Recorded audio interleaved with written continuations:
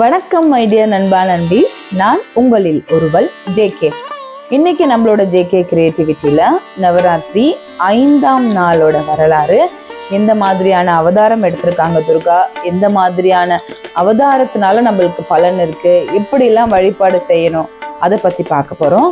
அது மட்டும் இல்லாம மகாவிஷ்ணு 5வது அவதாரமா எந்த அவதாரம் எடுத்திருக்காரு, அந்த அவதாரத்தோட பின்னணி எங்க இருக்கு, அந்த அவதாரத்தோட கோவில், இது எல்லாம் தான் இந்த வீடியோல பார்க்க போறோம்.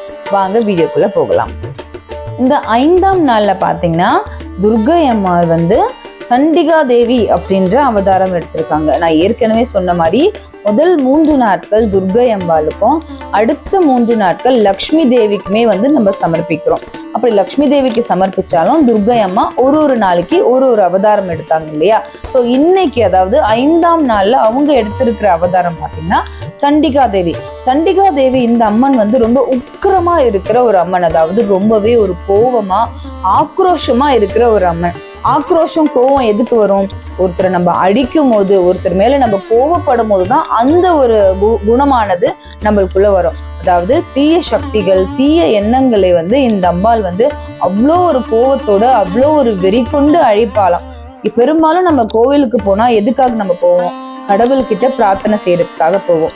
துர்கை அம்மா கிட்ட போயிட்டு நம்ம பண்ண தப்பு எல்லாமே உணர்ந்து என்னை காப்பாத்துமா அப்படின்னு நீங்க சரணடைஞ்சிட்டாலே கண்டிப்பா அந்த அம்பாள் நம்மளுக்காக கரத்தை நீட்டி நம்மள பாதுகாப்பாலாம். துர்கா அப்படின்னாலே என்ன அர்த்தம்னா கோட்டைன்னு அர்த்தம்.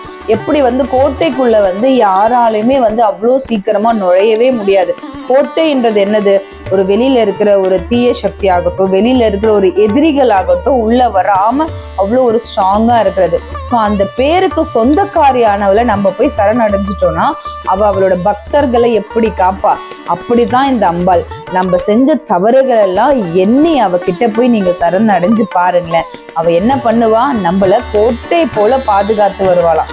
எந்த ஒரு தீய எண்ணங்கள், தீய சக்தியோ நம்மள நெருங்காம அந்த அம்மா முழுமையா நம்ம பாதுகாத்துட்டு வருவாங்க. இவங்க ரொம்ப உக்கிரமா இருக்கிறதுனால இவங்களை என்ன பண்ணுவாங்க? உக்கிர தெய்வம் அப்படின்னுமே சொல்லுவாங்க. ஏன்னா சண்டிகா தேவி ரொம்ப உக்கிரமான தெய்வம்.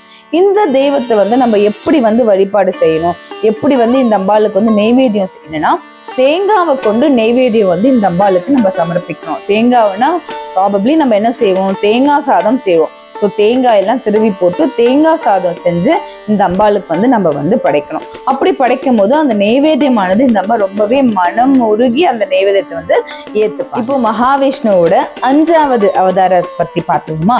ஏற்கனவே மகாவிஷ்ணுவோட 1வது அவதாரமான மச்ச, கூர்ம, வராக, நரசிம்ம, இது எல்லாத்தையும் பத்தி பார்த்துட்டோம். 5வது அவதாரமா என்ன அவதாரம் எடுத்திருக்காரு? அவரு வாமனர் அவதாரம் எடுத்திருக்காரு. வாமனர்னாலே நம்மளுக்கு உடனே வரது எது? அந்த ஒரு குட்டி ஒரு கொடைய பிடிச்சிட்டு குள்ளமான ஒரு உருவம், அதுதானே கண்டிப்பா பெருமாள் தாங்க அது. அந்த மாதிரியான குள்ளமா கொடைய பிடிச்சிட்டு ஒரு அவதாரம் எடுத்திருக்காரு. ஆள் மட்டும்தாங்க சிறுசு. ஆனா இந்த அவதாரத்துல எந்த மாதிரியான ஒரு திருவிளையாடல் அவர் ஆடி இருக்காரு தெரியுமா? அது என்னன்னு பார்க்கலாம் வாங்க.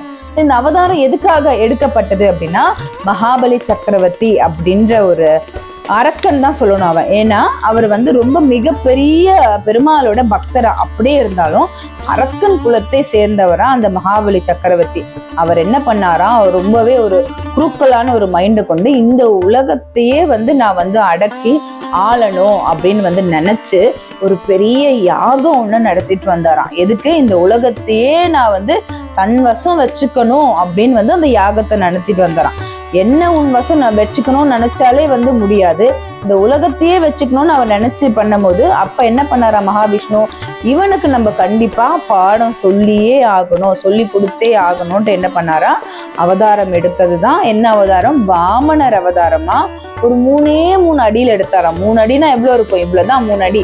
அந்த 3 அடியில வர மாதிரி ஒரு வாமனர் அவதாரம் எடுத்துட்டு வராராம். அந்த யாகசாலை கிட்ட எனக்கு ஒரு 3 அடி மண்ணு வேணும் அப்படின்னு கேட்கிறாராம். அப்ப அந்த மகாபலி என்ன பண்ணாராம்? 3 அடி மண்ணு தானே, சரி நான் தரேன் அப்படின்னு ஒத்துக்கொண்டாராம்.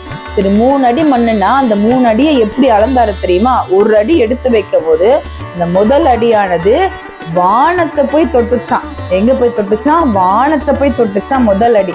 2வது அடி மண்ணுலகத்தை தொட்டுச்சான். விண்ணுலகத்தை முதல் அடி, 2வது அடி மண்ணுலகத்தை தொட்டுச்சான். 3வது அடி எதுல போய் வச்சுதான்? மகாபலியோட தலையில வச்சு அவனோட அகம்பாவத்தை அப்படியே அழிச்சாரா அந்த வாமனரோட ரூபத்துல. என்ன மாதிரி இருந்தாரா? விக்ரமன் ரூபத்துல வந்தாரா. எப்படி? உலகளந்த பெருமாள் கேள்விப்பட்டிருக்கீங்களா? அந்த உலகளந்த பெருமாள் தான் இந்த வாமனர்.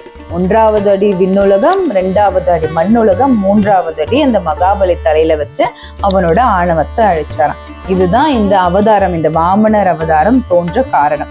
இந்த வாமனரோட கோவில் எங்க இருக்கு? வாமனரோட கோவில்னா உலகளந்த பெருமாள். உலகளந்த பெருமாள் காஞ்சிபுரத்துல உலகளந்த பெருமாளுக்கு ரொம்பவே சிறப்பான கோவில் இருக்கு. நீங்க போய் பார்க்கணும், உலகளந்த பெருமாளை பார்க்கணும்னா தாராளமா நீங்க போய் பாருங்க. இந்த கொலு சீசன்ல நிறைய வீட்டுல பாத்தீங்கன்னா உலகளந்த பெருமாளோட விக்கிரகம் வந்து வச்சிருப்பாங்க, அதாவது சிலை வச்சிருப்பாங்க. அதுலயே நீங்க பார்க்கலாம், ஒரு கால் மட்டும்தான் கீழே இருக்கும், இன்னொரு கால் இல்லைன்னா நல்லா ஒசத்தி மேல பிடிச்சிருப்பாரு. அது என்ன அர்த்தம்? இந்த உலகத்தை அளக்குறாரு. அதுதான் அந்த உலகளந்த பெருமாள். இந்த உலகளந்த பெருமாள் காஞ்சிபுரம் தமிழ்நாட்டுல இருக்காரு. பார்க்கணும்னு நினைக்கிறவங்க கண்டிப்பா இவர் இந்த இடத்துல நீங்க பார்க்கலாம். ஸோ இன்னையோட வீடியோ பார்த்தீங்கன்னா நாள் 5ஓட நவராத்திரி சிறப்புகளும் 5வது தசாவதாரத்துல வாமனர் அவதாரத்தை பத்தியும் பார்த்துட்டோம். ஸோ கண்டிப்பா இந்த வீடியோ உங்களுக்கு ஒரு புதுமையான ஒரு அனுபவத்தை கொடுத்துருக்கும் அப்படின்னு சொல்லிட்டு நம்புறேன். மிஸ் பண்ணாம லைக், ஷேர் அண்ட் கமெண்ட் பண்ணுங்க. மற்றவங்களுக்குமே இந்த மாதிரியான நியூஸை கொஞ்சம் ஸ்ப்ரெட் பண்ணி விடுங்க. ஏன்னா importance of Golu, importance of நம்மளோட ஹிஸ்ட்ரி எல்லாமே மறைஞ்சிக்கிட்டே போகுது. இதெல்லாம் மறைய விடாம இன்னொருத்தவங்களுக்குமே தெரிவிக்கிற மாதிரி இதை ஷேர் பண்ணி விடுங்க. ஸோ நெக்ஸ்ட் வீடியோல உங்க எல்லாருமே சந்திக்கிறேன். அன்டில் தென், தன்யவாத். நான் உங்களில் ஒருவள், ஜேகே.